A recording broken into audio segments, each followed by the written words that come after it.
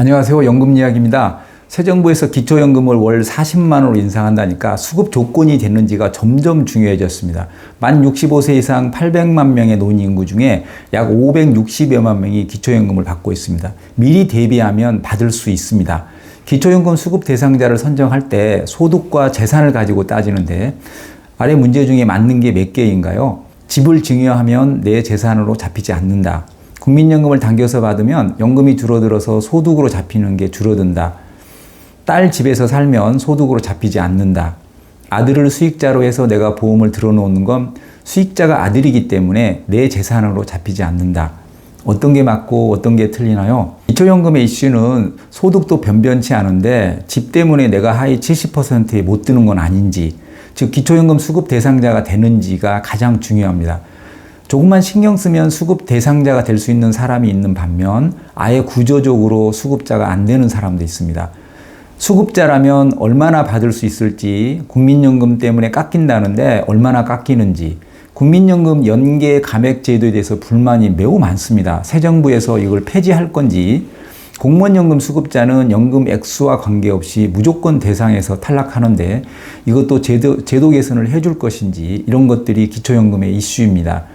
오늘은 수급 기준인 단독 가구 기준 월 180만 원, 부부 가구 기준 월 280만 원을 어떻게 산정하는지, 기준선에서 간당간당할 경우에 미리 신경 써야 할 게 뭔지, 수급 조건이 되기 위한 소득 인정액 산정 방법에 대해서 상세하게 알아보겠습니다.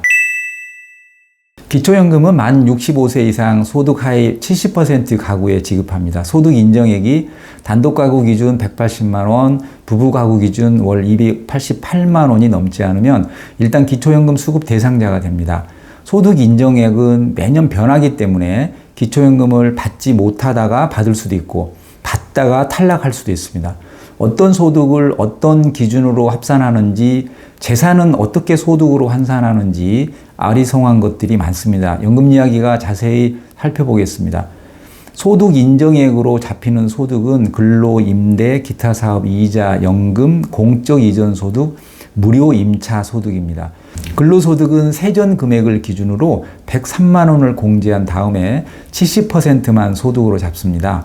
남편, 아내 둘 다 근로소득이 있다면 각자 103만 원씩 공제해 줍니다. 노인분들의 근로 의욕이 저하되지 않도록 하기 위해 다른 소득에 비해서 공제를 좀 많이 해줍니다. 임대소득은 일반적으로 국세청 종합소득자료를 반영합니다. 이자소득은 국세청 종합소득자료를 활용하는데 월 4만 원을 공제해줍니다. 만약에 3년 만기 적금을 한꺼번에 받았다면 한 달치 이자를 계산해서 4만 원을 공제해줍니다. 연금소득이란 국민연금, 공무원연금 같은 공적연금 말고 연금보험 같은 개인연금을 말합니다. 매월 받는 연금이 전액 소득으로 합산됩니다. 공적 이전 소득이란 국민연금 같은 공적연금을 말합니다. 100% 다 소득에 합산합니다. 보훈급여, 산재급여도 포함합니다.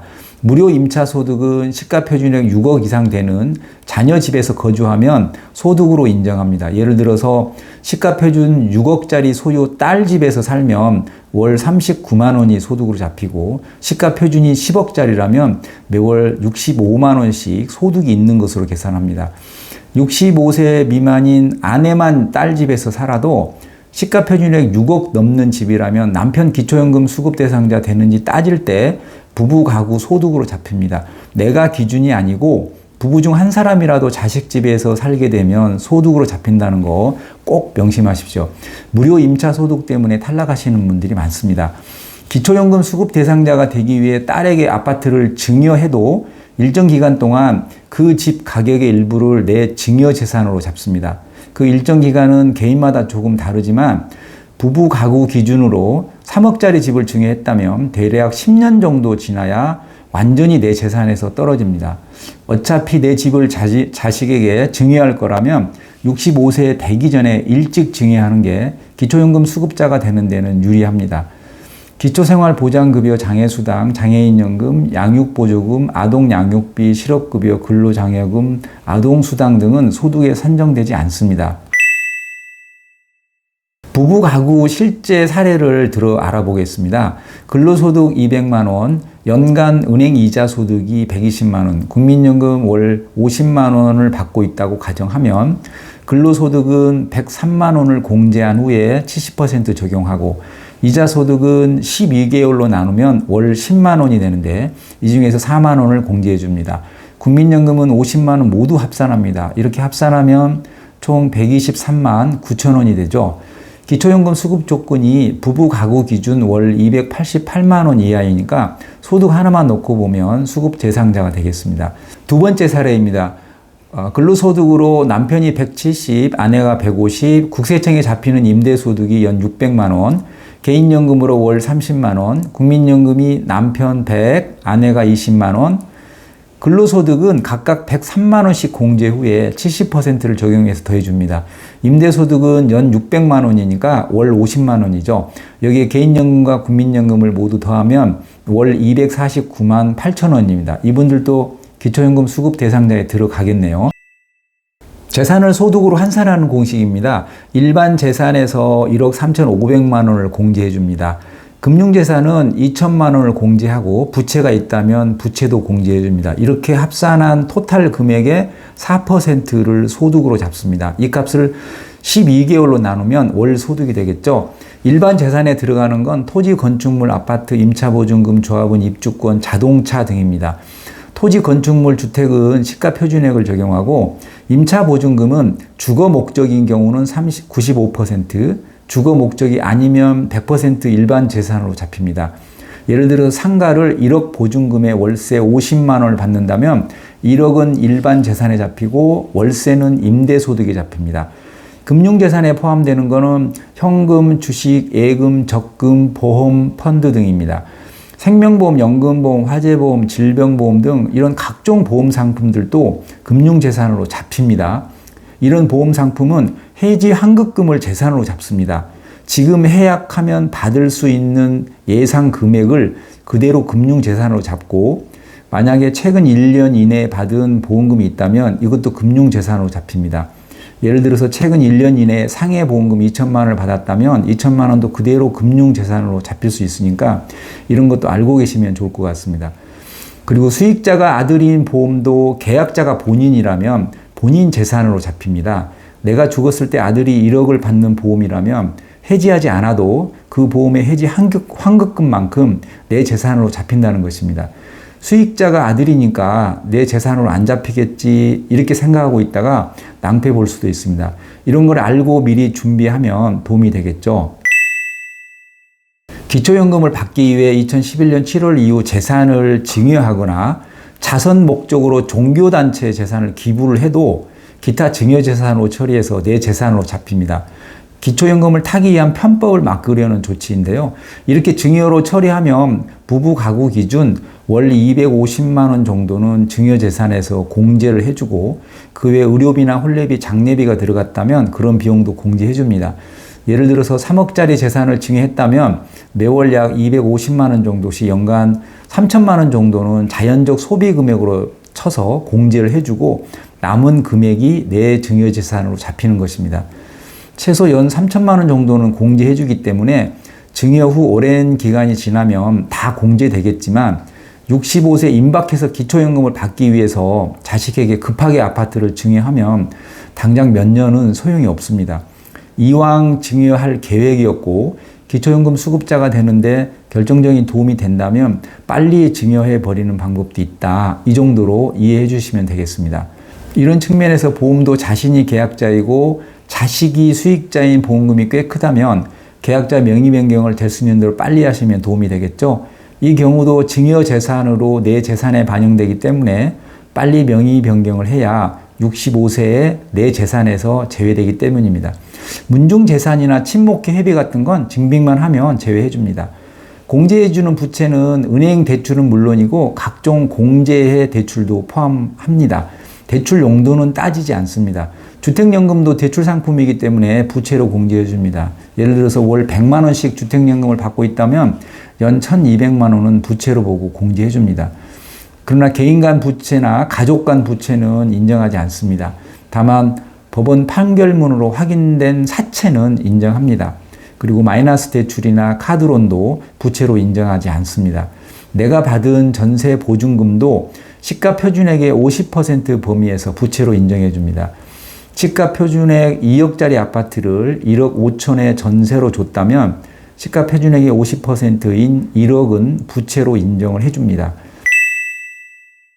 그럼 실제 재산을 소득으로 환산해 보겠습니다. 대전 아파트 시가 표준액 4억, 금융재산이 5천만 원, 각종 보험 해지 환급금이 6천만 원, 중고자동차 값이 2천만 원 정도 된다면 아파트는 대전이니까 1억 3,500만 원 공제하고 나머지 재산은 모두 더한 후에 기본 공제 2천만 원을 공제해주고 총 금액의 4%를 적용을 해서 12개월로 나누면 됩니다. 재산을 소득으로 환산하니까 월 125만 원 정도 나오네요. 계산 방식을 써놨으니까 한번 천천히 해보십시오.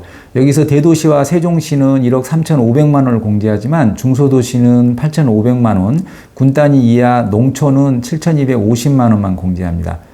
자동차는 3,000cc 이상이거나 4천만 원 이상이면 고급 자동차로 분류돼서 무조건 탈락한다고 보시면 됩니다. 다만 차량이 10년 이상이 되었거나 생업용인 경우에는 일반 재산처럼 4%만 적용합니다. 그리고 설령 소득도 없고 집도 없어도 주중 골프이용권 2천만 원짜리만 갖고 있어도 무조건 탈락합니다. 골프든 콘도든 회원권이 전산에 잡히면 기초연금 안 된다고 보시면 됩니다. 전기자동차는 배기량이 없으니까 보조금 포함해서 가격만 가지고 따지고 혹시 자동차가 2대 이상이면 각각 한 대씩 따집니다. 앞서 소득과 재산 사례를 살펴봤는데 한번 둘 다 합해 보겠습니다. 소득 인정액은 약 124만 원이었고 재산을 소득으로 환산하니까 월 125만 원이었습니다. 소득과 재산을 합하면 월 약 249만 원입니다. 대전의 아파트 시가 표준 4억 정도에 살고 있고 월급도 200만 원 받고 있고 국민연금 50만 원, 이자 소득 연 120만 원, 금융재산 5천만 원, 보험 해지 환급금 6천만 원, 중고자동차 2천만 원이 있어도 부부 가구 기준 소득 인정액이 기초연금 수급 자격 기준 이내라 수급 자격이 됩니다. 반면 사례 2번을 적용하면 소득 인정액이 374만 원이 넘어서 기초연금 기준인 288만 원을 초과합니다. 어떤 게 데미지가 큰가요? 근로소득은 공제해주는 금액도 많고 70%만 적용하고 임대소득도 이것저것 공제를 해주고 주택도 1억 이상 공제해주는데 국민연금은 통째로 그대로 반영합니다. 위 사례에서 국민연금을 만약에 안 받는다면 기초연금 수급 대상자가 되겠죠. 그래서 국민연금 추납한 거 후회한다거나 이미 가입자가 국민연금 납부를 중단하는 경우도 있습니다. 소득 재분배 기능이라는 정책의 취지가 아무리 정당하다 하더라도 결과적으로 국민연금이 애물단지가 되는 사람이 있어서는 안 되겠죠. 금액을 줄이더라도 65세 이상 다 주자는 사람도 있고 무슨 소리냐, 대기업 총수나 하루 3끼도 해결하기 어려운 못 사는 사람이나 똑같이 주는 건 옳지 않다는 사람도 있습니다. 특히 국민연금, 기초연금, 연계 감액제도는 많은 사람들이 불만이 있습니다. 폐지를 주장하고 있기 때문에 개정되지 않을까 생각해 봅니다. 아무것도 안 하면 월 40만 원을 받을 수 있는데 뭐하러? 이런 생각이 들게 해서는 안 된다고 생각합니다. 다음에는 기초연금 수급 자격이 되었다면 새 정부에서 월 40만 원으로 인상한다는 가정하에 실제 얼마나 받을 수 있는지 알아보고 간신히 수급 자격이 되었는데 국민연금 받는다고 깎이고 부부를 둘 다 받는다고 깎이고 소득 인정액이 많다고 깎이고 실제 내가 얼마나 받을지 각종 감액제도로 인해서 얼마나 깎이는지 자세히 알아보도록 하겠습니다. 계속해서 좋은 컨텐츠로 찾아뵙겠습니다. 지금까지 연금 이야기였습니다. 구독, 좋아요 부탁합니다. 감사합니다.